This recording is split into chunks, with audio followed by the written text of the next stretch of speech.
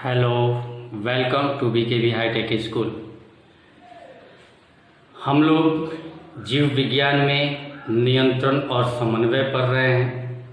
नियंत्रण और समन्वय में मैंने पिछले क्लासों में आप लोगों को रासायनिक नियंत्रण और समन्वय पौधों में बता चुका था। हम लोग अब तंत्रिकीय नियंत्रण और समन्वय पढ़ रहे हैं। खासकर हम लोग मनुष्य का चर्चा कर रहे थे कि मनुष्य में किस प्रकार से तंत्रिकीय नियंत्रण और समन्वय होता है। इसके लिए हमने बताया था कि मनुष्य में तंत्रिकीय नियंत्रण और समन्वय के लिए तंत्रिका तंत्र होता है। जिस तंत्रिका तंत्र में बहुत से भाग होते हैं, जिसमें कि नर्व्स होते हैं, जिसको न्यूरॉन्स भी कहा जाता है। इसके अलावा ब्रेन होता है और ब्रेन के साथ अगर हम बात करें तो स्पाइनल कॉर्ड होता है। यहाँ पर हम लोगों को मुख्य रूप से आज मस्तिष्क के बारे में जानना है, ब्रेन के बारे में जानना है।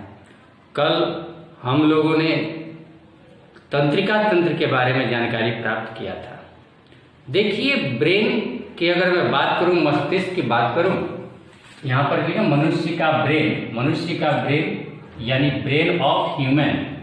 यह जो ब्रेन होता है, इतना याद रखिए कि सबसे शरीर में सबसे कॉम्प्लिकेटेड और सबसे कोमल अंग अगर है तो वो है आपका ब्रेन। ऐसे भी आप समझ सकते हैं कि ब्रेन में अगर किसी प्रकार का कोई प्रॉब्लम हो जाता है, अगर कोई गड़बड़ी पैदा हो जाती है, तो उसको ठीक करना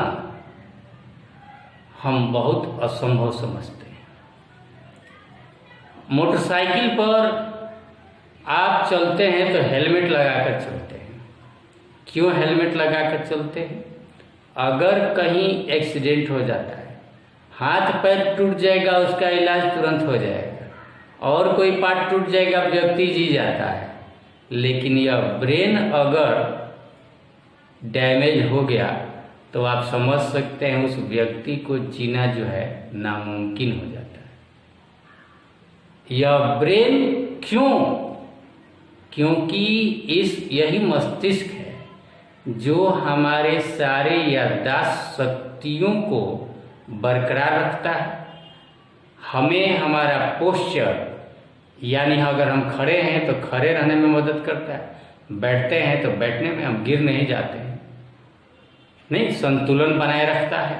साथ ही साथ हमारे शरीर के जितने भी अंग हैं, उन सभी अंगों को कंट्रोल यही ब्रेन करता है।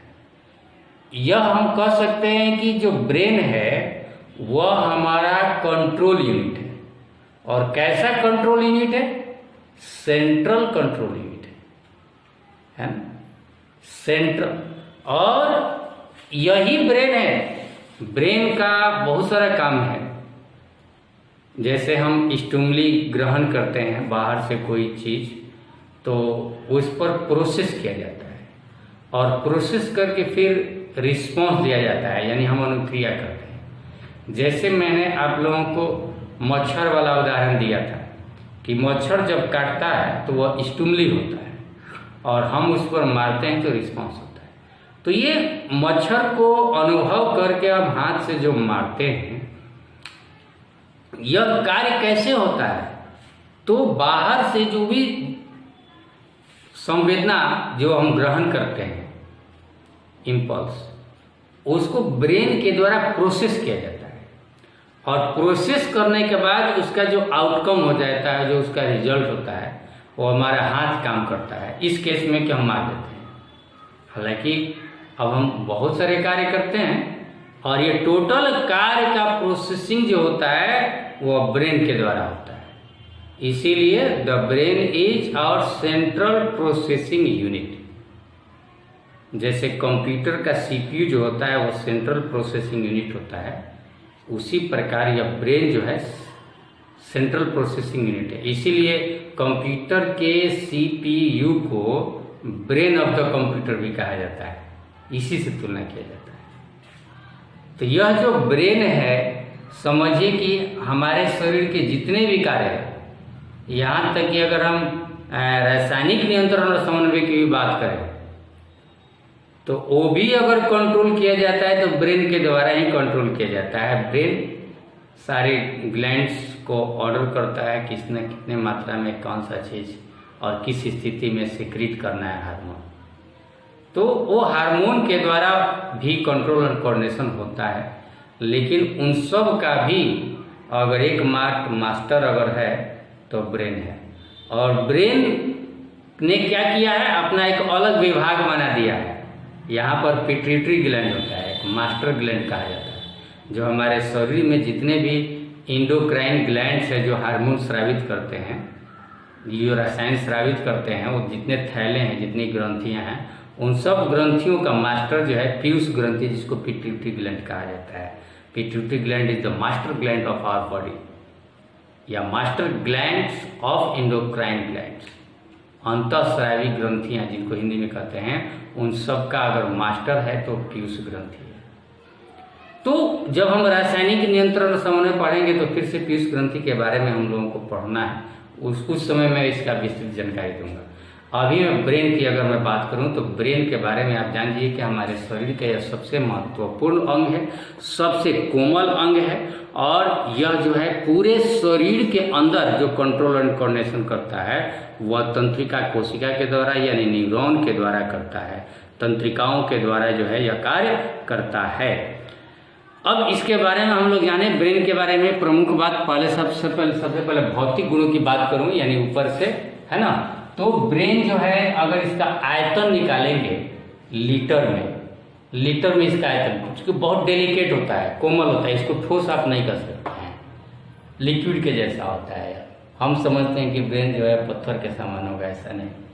अगर उसका आप वॉल्यूम निकालेंगे आयतन तो 1.650 लीटर होगा, और मिलीलीटर में 1650 मिली, 1000 मिलीलीटर में 1 लीटर होता है। उस हिसाब से आप समझ सकते हैं कि 1650 मिलीलीटर में 1.650 लीटर होगा, अगर आयतन की अगर बात करें।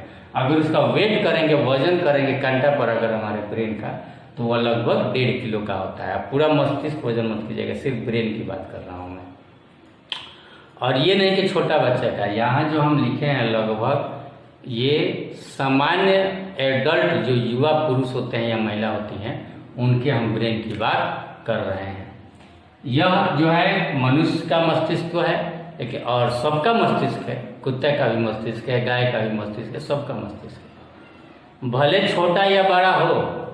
लेकिन अगर कॉम्प्लिकेशन की बात करूं, जटिलता की अगर बात करूं, तो मनुष्य का जो ब्रेन है वो सबसे जटिल है। इसलिए लिखा हूं, देखिए, अन्य से जटिल। अन्य मतलब अन्य जो जीवधारी हैं उनसे मनुष्य का जो ब्रेन होता है वह अधिक जटिल होता है।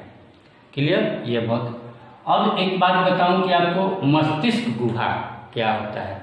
ये हमारा जो है खोपड़ी है, इसको हम लोग स्कल कहते हैं, जो ये दबता नहीं है हड्डी से, ये चारों तरफ और फिक्स होता है, ये लूज भी नहीं होता है।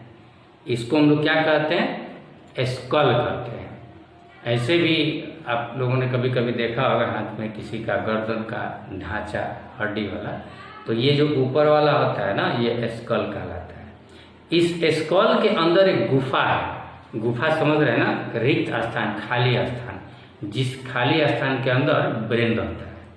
वो जो खाली स्थान होता है, उस खाली स्थान को गुहा कहा जाता है, गुहा। और यह मस्तिष्क जिस गुहा में रहेगा, उस गुहा का नाम क्या होगा? खाली स्थान का नाम क्या होगा? तो मस्तिष्क गुहा, है ना। इस स्कल के अंदर जो है, जहाँ पर ब्रेन रहता है, खाली स्थान, रिक्त स्थान, जिस गुफा में ब्रेन रहता है, उसको गुफा को ही गुहा कहा जाता है। आप समझिए, उसको मस्तिष्क गुहा कहा जाता है क्योंकि उस गुहा में मस्तिष्क रहता है, और उसको इंग्लिश में क्रेनियम कहा जाता है, या इसको अगर कहें तो ब्रेन बॉक्स भी कह सकते हैं, है ना। और यह खोपड़ी के अंदर होता है। एक और बात बताऊं आपको कि ये जो ब्रेन होता है, अगर मैं ये ब्रेन बनाऊं तो ये ब्रेन जो है, ये देखिए, एक जो है कवरिंग से ढका हुआ रहता है या परत है। यह जो परत होता है ये संयोजी ऊतक का होता है ना। कनेक्टिव टिश्यू इसको कहते हैं, जो एक से दूसरे को जोड़ने का काम करता है, स्कल से और ब्रेन को जोड़ने का काम करता है, इसलिए इसको कहते हैं कनेक्टिव टिश्यू। ये है, यह कनेक्टिव टिश्यू का बना हुआ जो परत है इसका एक स्पेशल नाम है मेनिंजेज। इसका नाम है मेनिंजेज। और ब्रेन और इसके ऊपर होता है स्कल। आप समझिए कि ये जो है ऊपर ये हमारा स्कल है, नाक होता है ना। ये हमारा स्कल है, हड्डी है जो हार्ड होता है। और ये रिक्त स्थान है जिसके अंदर ब्रेन है। और इस स्कल के अंदर आप देखेंगे तो ये मेनिंजेज है जो परत है कनेक्टिव टिश्यू का बना हुआ है ना। अब इसके अंदर ब्रेन और मेनिंजेज के बीच में आप देखेंगे, मैं इसको दूसरे कलर से दिखा रहा हूं। यहां पर ये जो रिक्त स्थान आपको दिखाई दे रहा है, नीले रंग से मैं दिखा रहा हूं, इसके अंदर तरल पदार्थ फ्लूइड भरा रहता है। तरल पदार्थ कहीं भी रहेगा तो साइंस में उसको आप फ्लूइड कहिएगा, फ्लूइड, FLUID, फ्लूइड। यह तरल पदार्थ होता है इसके अंदर जो भरा रहता है। इस फ्लूइड का नाम यहाँ देखिए लिखा हूं, सेरिब्रल स्पाइनल फ्लूइड। इस फ्लूइड का नाम है सेरिब्रल स्पाइनल फ्लूइड। अब पूछेंगे सर ये किस लिए होता है, इसका काम क्या है? यह जो तरल पदार्थ है तो इसका बहुत काम है। सबसे पहले तो ब्रेन को ताज़ा रखना, तरल रखना, हमेशा नमी बनाए रखना, ताकि ब्रेन के जो टिश्यू जो हैं, जो कोशिकाएं हैं, वो जीवित रहे, मरे नहीं। तो ब्रेन की कोशिकाएं जीवित रहती है, तरल रखती है। और दूसरा काम कि ईश्वर ने इस फ्लूइड को बहुत सोच समझ कर बनाया है। हमको अगर ऐसे चोट लगता है या कुछ करते हैं तो सीधा यह जाकर ब्रेन को चोट नहीं लगता है, या स्केल को चोट लगता है और मेनिंजाइटिस ये स्प्रिंग का काम करता है, समझ सकते हैं आप। यह दब जाता है फ्लूइड के अंदर, और फ्लूइड पर तो चोट लगता है लेकिन ब्रेन को चोट नहीं लगने देता है ना। यानी चोट, आघात इत्यादि से हमारी रक्षा करता है, पंपिंग का काम करता है, ब्रेन को बचाने का कार्य करता है। और यहीं पर एक और चीज़ बता दूं, कभी कभी आपने देखा होगा छोटे बच्चों को कभी कभी जैसे गिर जाने से इधर उधर कभी चोट लग जाता है। छोटे बच्चों में खासकर यह होता है, देखिएगा क्यों। बड़े जो बच्चे होते हैं वो जल्दी से गिरते नहीं हैं। उस समय छोटे बच्चे जैसे दौड़ते समय, चलते समय, या जो माँव बांध कर चलते हैं उस समय कहीं पलंग पर से गिर जाना, ऐसे गिर जाना, उस समय उनका स्कल जो है पूरी तरह से डेवलप नहीं होता है, तो उस समय ब्रेन को ज़्यादा चोट लग सकता है। तो चोट लगने के कारण क्या होता है कि ये मेनिंजेस जो कनेक्टिव टिश्यू है, इसको जब चोट लगता है तो इसमें इन्फेक्शन, चोट लगेगा तो दर्द होगा। क्यों दर्द होगा? क्योंकि यहाँ की कोशिकाएं कुछ डेड हो जाती हैं, और डेड हो जाने के बाद जो डेड कोशिकाएं हो गई उनमें बैक्टीरियाज लग जाते हैं, इन्फेक्शन हो जाता है, एक प्रकार का घाव हो जाता है, और वो घाव का मवाद जो है वह सेरिब्रो स्पाइनल फ्लूइड में रहता है, और जिसके कारण छोटे बच्चों में हमेशा कपार में ही बुखार रहेगा। बॉडी में और कहीं बुखार नहीं रहता है, यहीं पर बुखार रहता है। उस बुखार को दिमागी बुखार कहते हैं, जो हमेशा परसिस्ट कर जाता है अगर सही ढंग से इलाज नहीं करवाया गया। और इस बीमारी को मेनिंजाइटिस कहा जाता है। मेनिंजेस से ही बना है मेनिंजाइटिस। मेनिंजाइटिस में क्या होता है? मेनिंजेस में इन्फेक्शन हो जाता है, हार्ड एंटीबायोटिक दवाई खाना पड़ता है।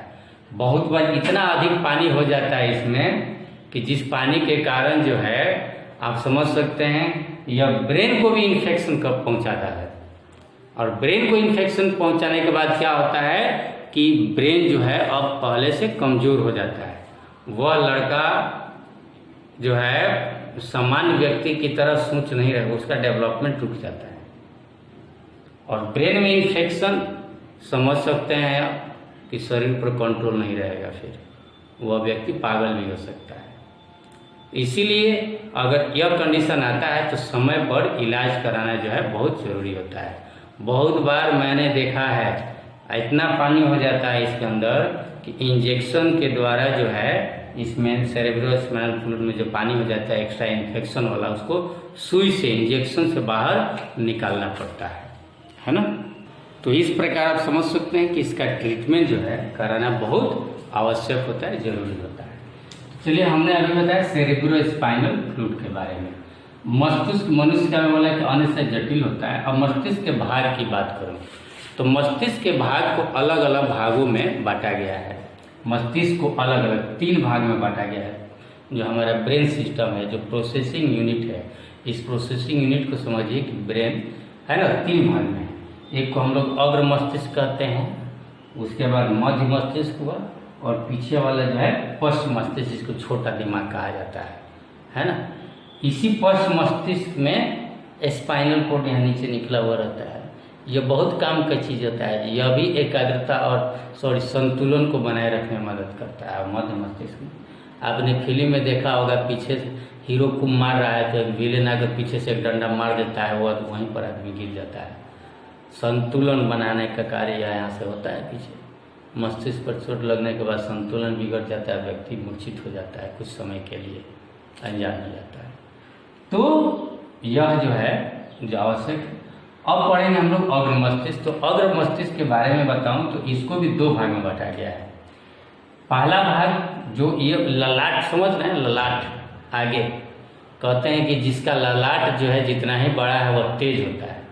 पहले के लोग किसी को अगर देखते थे तो उसको तेज मानते थे जिसका ललाट जो है ज़्यादा होता था। तो यहाँ समझिए कि यह प्रमस्तिष्क, इसी को सेरेब्रम कहा जाता है ना, सेरेब्रम। और दूसरा चीज़ है डायेनसेफलॉन। अग्र मस्तिष्क को 2 भागों में बांटा गया है। प्रमस्तिष्क या सेरेब्रम उसको कहते हैं, और दूसरा है डायेनसेफलॉन। तो चलिए अब हम लोग पढ़ते हैं मस्तिष्क के अलग अलग भागों को। जैसा कि हमने आपको बताया था कि हमारा जो मस्तिष्क है उसको 3 भागों में बांटा गया है। पहला का नाम हमने बताया था अभी अग्र मस्तिष्क, दूसरे का नाम बताया था मध्य मस्तिष्क, और तीसरे का जो नाम था वो पश्च मस्तिष्क। तो अभी मैं सबसे पहले आप लोगों को बताने जा रहा हूँ अग्र मस्तिष्क के बारे में। अग्र मस्तिष्क, देखिए मैंने अभी बताया भी था कि अग्र मस्तिष्क को पुनः जो है 2 भागों में बांटा गया है। प्रमस्तिष्क और दूसरा है डायेनसेफलॉन। तो हम लोग अब उसमें से जानते हैं प्रमस्तिष्क क्या है। देखिए, प्रमस्तिष्क के बारे में अगर मैं अपनी जानकारी दूँ, अपने भाषा में आपको समझाने का कोशिश करूँ, तो प्रमस्तिष्क को हम लोग सेरेब्रम के भी नाम से जानते हैं। इसके फैलाव अगर जाने कि इसका फैलाव हमारे मस्तिष्क में, हमारा ये जो हम तो समझते हैं कि पूरा मस्तिष्क ही है, लेकिन इस मस्तिष्क में कहाँ कहाँ फैलाव है। देखिए मैं लिखा हूँ शीर्ष, यानी ऊपर में आपको भी मिलेगा अग्र मस्तिष्क का या प्रमस्तिष्क, शीर्ष, पार्श्व है ना, और पश्च, यानी ये जो एरिया है ऊपर का, ये सब जो है यहाँ तक, ये ललाट भी है, ये भी है ना, ये टोटल जो एरिया है इसी को हम लोग प्रमस्तिष्क कहते हैं। और इस प्रमस्तिष्क के नीचे भीतर जो है ढका हुआ रहता है हमारा क्या चीज़, डायेनसेफलॉन, जो बहुत छोटा होता है।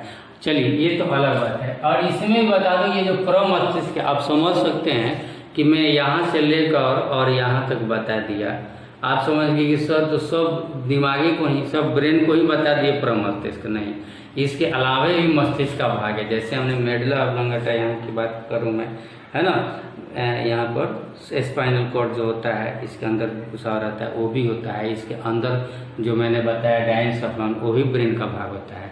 लेकिन ये जो एरिया जो हमने बताया इतना, वो समझ जाइए कि ब्रेन का सबसे बड़ा जो हिस्सा होता है वह ब्रेन का सबसे बड़ा हिस्सा होता है प्रमस्तिष्क, यानी पूरे ब्रेन का 66.7% या 2/3 भाग हम कह सकते हैं कि 2/3 जो भाग होता है वह हमारा प्रमस्तिष्क ही होता है। क्लियर?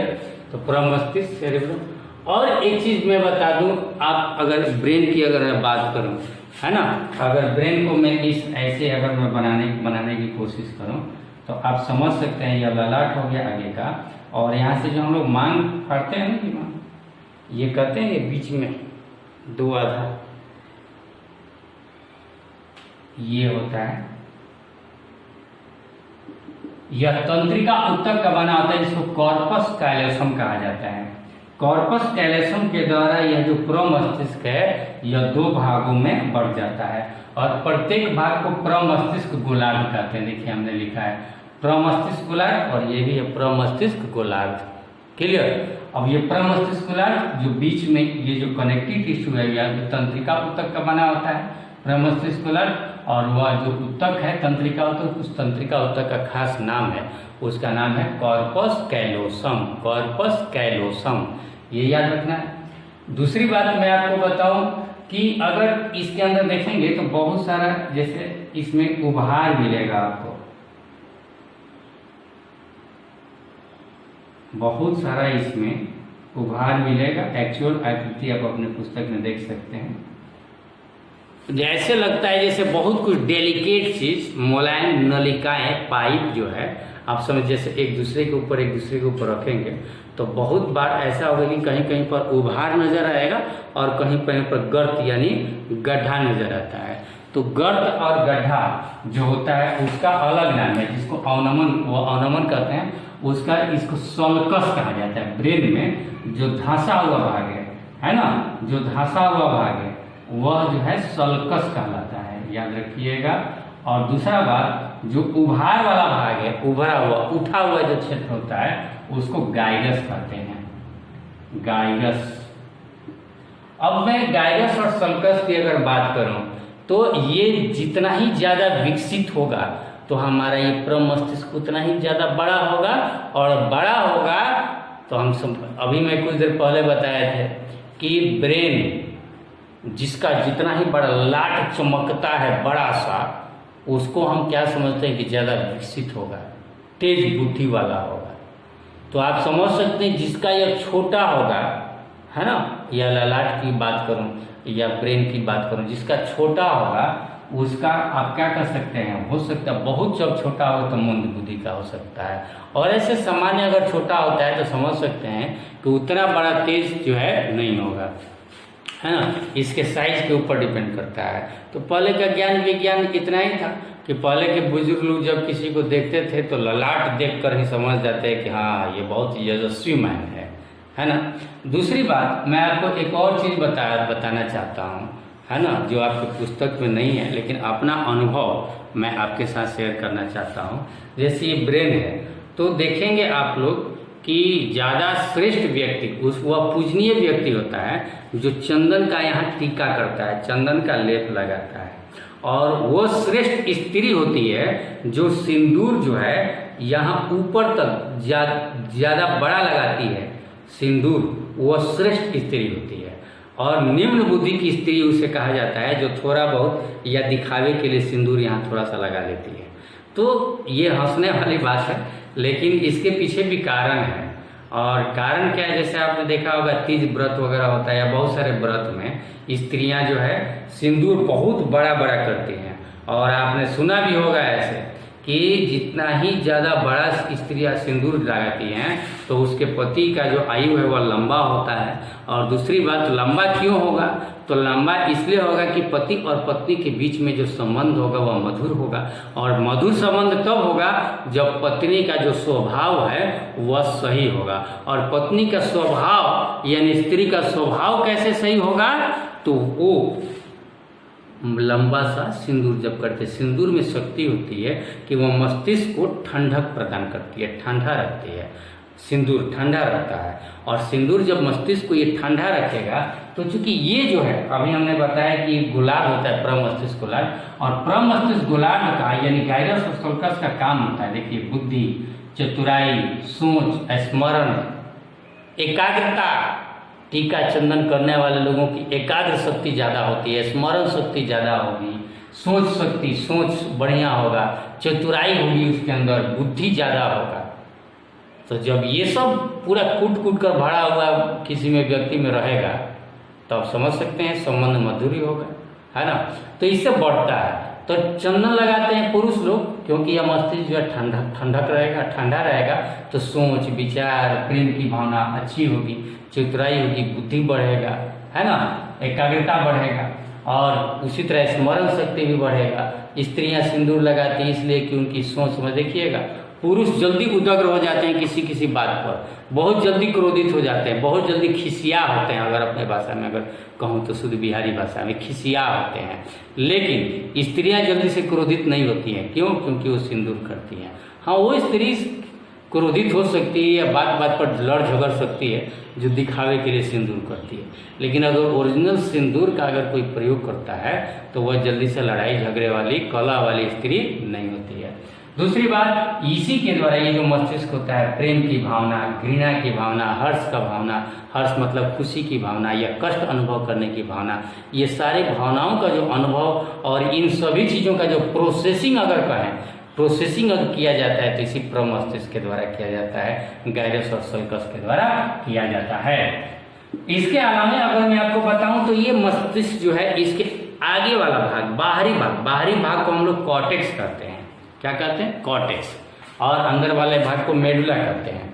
तो यहाँ पर हम कॉर्टेक्स की बात कर रहे हैं, यानी आगे वाले भाग की बात कर रहे हैं। तो आगे वाला जो भाग होता है वो अंदर से देखने पर मोटा होता है, धूसर रंग का होता है, और निर्देशन बिंदु में मैंने लिखा हूँ कि हमारे शरीर में जो जगह जगह बहुत सारे जो कार्य किए जाते हैं, उन सारे कार्यों को कंट्रोल करने की जो क्षमता होती है वह इसी के अंदर मोटा धूसर यानी कॉर्टेक्स के अंदर होती है। अंगों को, हाथ को कंट्रोल करना है, पैर को कंट्रोल करना है, जीभ को कंट्रोल करना है, तो ये धूसर जो भाग होता है, मोटा धूसर भाग, यानी ब्रेन का जो ऊपरी भाग जो होता है उसके द्वारा कंट्रोल किया जाता है। इसीलिए मैं कह सकता हूँ कि इस धूसर भाग में छोटे छोटे निर्देशन बिंदु होते हैं, निर्दिष्ट बिंदु होते हैं, जिसके द्वारा अंगों का कंट्रोल किया जाता है। चलिए इसके बाद मैं बात करता हूँ डायनसेफलॉन का। देखिए डायनसेफलॉन जो होता है, मैं अभी कुछ देर पहले बताया भी था कि ये जो प्रमस्तिष्क होता है, प्रमस्तिष्क से ढका हुआ होता है डायनसेफलॉन, यानी अंदर की तरफ होता है, जिसको मैं दिखा नहीं सकता हूँ, है ना, अंदर होता है। लेकिन इतना जान जाइए कि उसको वह कौन कौन सा चीज को कंट्रोल करता है, ताप, दर्द और रोना, इन सभी भावनाओं को कंट्रोल करने की शक्ति जो होती है वो डायनसेफलॉन में होती है। अब इसके बारे में बात करता हूँ मध्य मस्तिष्क का, है ना। तो मध्य मस्तिष्क की बात करूँ तो देखिए यह स्टीम का ऊपरी भाग होता है। स्टीम क्या होता है? स्टीम को तो तना कहते हैं, पौधा का तना। तो हमारे मस्तिष्क में भी स्टीम होता है, देखते हैं यहाँ पर पीछे जो है ये स्टीम है, और स्टीम के ठीक ऊपर जो है यहाँ पर ये भाग होता है स्टीम, है ना। स्टीम का ऊपरी भाग जो होता है इसको मध्य मस्तिष्क कहते हैं। और यही मध्य मस्तिष्क, अभी मैंने बताया ना कि पीछे अगर कोई मारता है तो आदमी बेहोश होकर गिर जाता है, फिल्मों वगैरह में देखा है, लाठी से, डंडे से, या अचानक चोट गिर गए, चोट लग गए तो मूर्छित होकर हम गिर जाते हैं। तो ये संतुलन का कार्य करता है ना, संतुलन। और दूसरी चीज कि ऐसा भी हो सकता है यहाँ चोट लगने के कारण जो है आंख की मांसपेशियां काम नहीं करेगी। सिलेरी मांसपेशियां जानते हैं, जो हमारे आंख के रेटिना ये नेत्र लेंस को जो है वह मोटा और पतला करने का कार्य करती है, खींच कर और ढीला करके। तो वो जो सिलेरी मांसपेशियां होती हैं, उन मांसपेशियों को नियंत्रण करने का कार्य जो होता है वो हमारे ये मध्य मस्तिष्क यानी यहाँ का भाग कार्य करता है। अब उसके नीचे अगर हम आएंगे तो यहाँ पर हम देखेंगे पश्च मस्तिष्क, है ना। तो चलिए हम पश्च मस्तिष्क की बात करेंगे।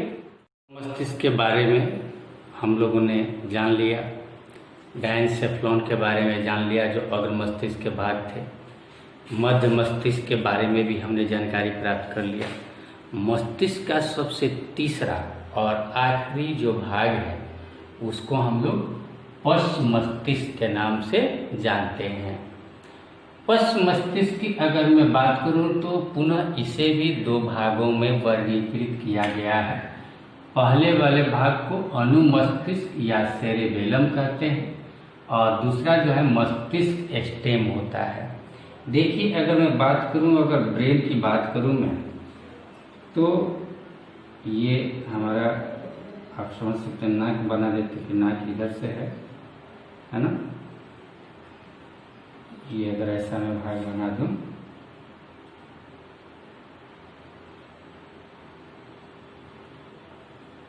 यह एक व्यक्ति का मैंने फेस बनाया, यह मुंह हो गया, है ना। ये आँख है। तो ये जो भाग होता है एरिया,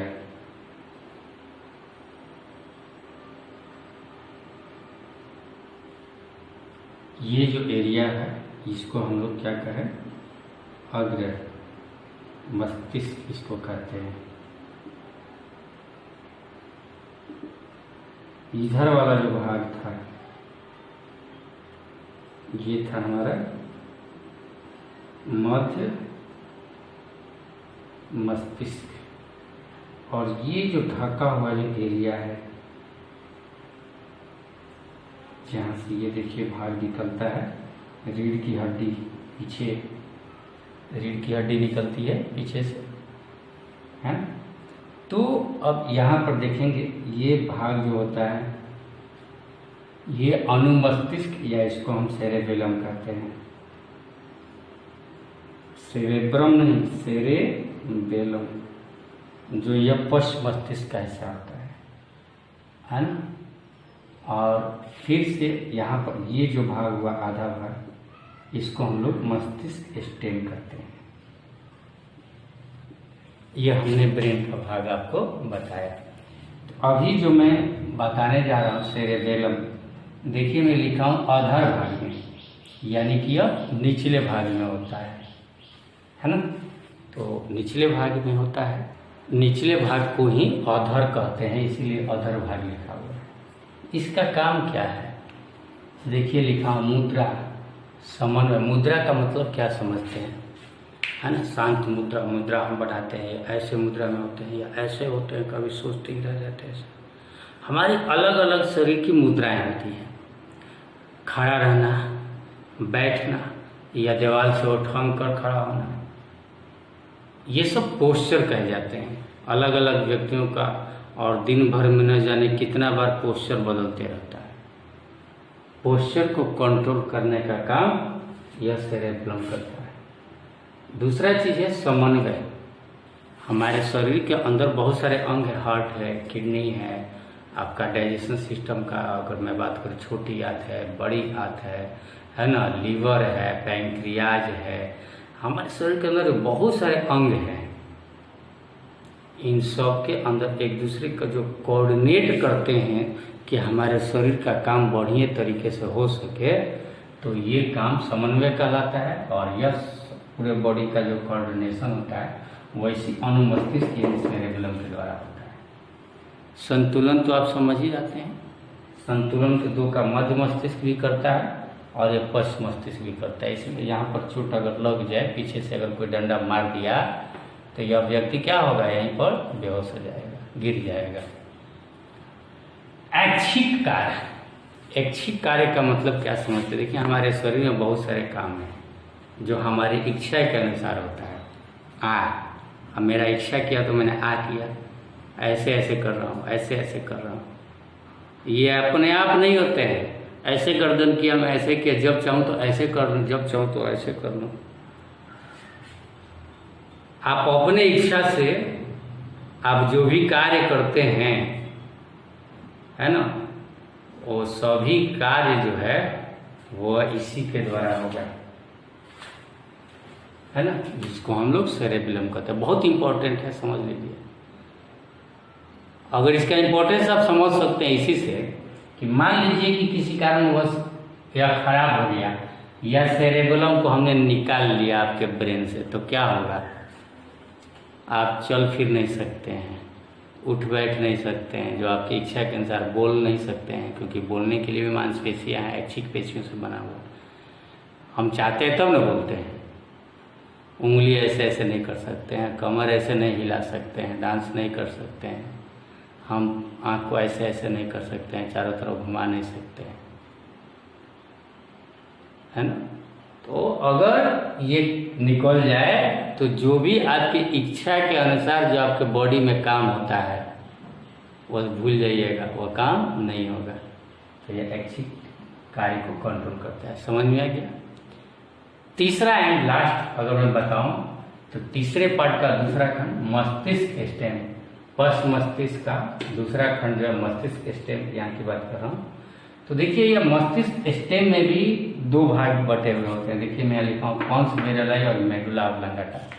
यहीं पर पोन्स बेरोलाई की कोशिकाएं होती है और यहाँ से कुछ तंत्रिका तंत्रों का, यूं कहूँ कि गुच्छ जो है हमारा स्पाइनल कॉर्ड है और ये रीढ़ की हड्डी, रीढ़ की हड्डी जो होती है वो हम जानते हैं बहुत सारे डिस्क से बना हुआ है, वर्टिब्री से, ऐसे पाइप से बना हुआ है। ये पीछे 33 वर्टिब्रल से बना हुआ है, जिसको हम लोग वर्टिब्रल कॉलम कहते हैं। और इस वर्टिब्रल कॉलम के अंदर जो स्पेस जो दिख रहा है, या जो स्पेस जो दिख रहा है, उस स्पेस के अंदर ही ये मेडुला ऑब्लांगाटा जो है धसा हुआ रहता है ना। वो भी नसीय तंत्रिका तंत्र धसा हुआ मेडुला ऑब्लांगाटा, लेकिन बेलनाकार पाइप के समान, बेलन के समान लटा हुआ रहता है, जिसको हम लोग स्पाइनल कॉर्ड के नाम से भी जानते हैं। यह जो गुफा है, जो नली है ना, जो छिद्र है, इस छिद्र को न्यूरल कैनाल कहा जाता है। इस छिद्र को न्यूरल कैनाल कहा जाता है। इस छिद्र को जो पीठ की हड्डी में जो है, यह न्यूरल कैनाल है। इसका मुख्य काम क्या है? जैसे अभी मैंने बताया कि ऐच्छिक क्रियाओं को कंट्रोल अनुमस्तिष्क करता है, अनुमस्तिष्क। तो मस्तिष्क स्टीम जो है का यह जो भाग है मेडुला ऑब्लांगाटा, यह अनैच्छिक क्रियाओं को कंट्रोल करता है। अनैच्छिक क्रिया, आपको छींक आती है, आपकी इच्छा के अनुसार जब चाहते हैं तो छींक लेते हैं, तो वो जो छींकते हैं वो ऐच्छिक क्रिया हो जाएगा। और अचानक जो अपने आपकी इच्छा के विरुद्ध जो है छींक जो आती है ना, अचानक वो अनैच्छिक में आती है। खांसना, छींकना, है ना, दिल का धड़कन आपके कंट्रोल में है। अगर आप कहिए तो अपने दिल से, गया दिल थोड़ा सा 2 मिनट ठहर जा, नहीं ठहरेगा, वह धड़कने का कार्य करेगा। उसी तरह एक बार बहुत बढ़िया मीठा चॉकलेट खा रहे थे, सोचे थे कि इसको हम चूस कर बहुत देर तक मुंह में रख कर खाएंगे। तब तक किसी से बात कर रहे थे और अचानक जो है घोटा गया। अब चाह कर घोटा तो गया, यहाँ पर आ गया, अब सुन जवाब क्या, अब चाह कर बेचारा उसको फिर से मुंह में ला दीजिए तो ऊपर आ जाता है, वहाँ से अब धीरे धीरे नीचे अंदर घसक कर ही रहेगा। तो यह अनैच्छिक क्रिया है। दिल का धड़कन की अगर बात करूँ, छींकना खांसने की बात करूँ, या आपके शरीर में जो पाचक रस निकलते हैं भोजन को पचाने के लिए, आप कभी आदेश देते हैं कि कौन सा एंजाइम या कौन सा रस जो है कितनी मात्रा में निकालनी है और कब निकालनी है? नहीं। हाइड्रोक्लोरिक अम्ल की बात करूं या म्यूकस की बात करूं, है ना, या पैंक्रियाटिक जूस की बात करूं, सब के, है ना। तो ये छींकना, उल्टी भी है ना, उल्टी जो आता है या तो ये सब जो है स्पाइनल कॉर्ड के द्वारा ही, यानी मेडुला ऑब्लांगाटा के द्वारा कंट्रोल होता है। यहाँ तक एक और चीज़, बीपी, रक्तचाप जो आपके शरीर में बढ़ जाता है, आपकी इच्छा के अनुसार नहीं होता है, वो भी अनैच्छिक होता है, बीपी का बढ़ जाना, है ना। और इसके अलावा रिस्पायरेशन रेट, सांस आप चाह कर भी धीरे धीरे नहीं, कभी हाँफने लगते हैं, है ना, आपके इच्छा के विरोधी होता है, तो उसको भी कंट्रोल कौन करता है? तो मेडुला ऑब्लांगाटा करता है, जो आपके रीढ़ की हड्डी तक, यहाँ से लेकर और नीचे तक होता है, कमर तक होता है। पोन्स बेरोलाई जो पहला भाग मैंने छोड़ दिया था, पोन्स बेरोलाई की यहाँ कोशिकाएं बहुत छोटी होती है, जो तंत्रिका तंतुओं से मिलकर बना होता है, जिसका मतलब तंत्रिका कोशिका होता है जिसका एक्सॉन जो है बहुत बड़ा होता है, लंबा होता है, और ये मुख्य रूप से श्वसन को कंट्रोल करता है। जो हम सांस लेते हैं, श्वसन यानी हम समझ सकते हैं कि फेफड़ा को यह कंट्रोल करता है, पोन्स बेरोलाई जो यहाँ पर होता है। तो कुल मिलाकर हमने क्या देखा कि ब्रेन जो है आपके शरीर के, अगर कंप्लीट अगर एक्टिविटी की बात करूं, है ना, तो ये ब्रेन आपका कार्य करता है। मैंने सिर्फ यह बताया कि ब्रेन का कौन सा हिस्सा आपके शरीर के किस हिस्से को कंट्रोल एंड कोऑर्डिनेट करता है। कुल मिलाकर कल हम लोग देखेंगे कि ब्रेन का कार्य क्या है या कैसे कार्य करता है। ठीक है, आज का क्लास कैसा लगा आप लोगों को मुझे ज़रूर चैट में या फीडबैक में जाकर बताएंगे। Thank you.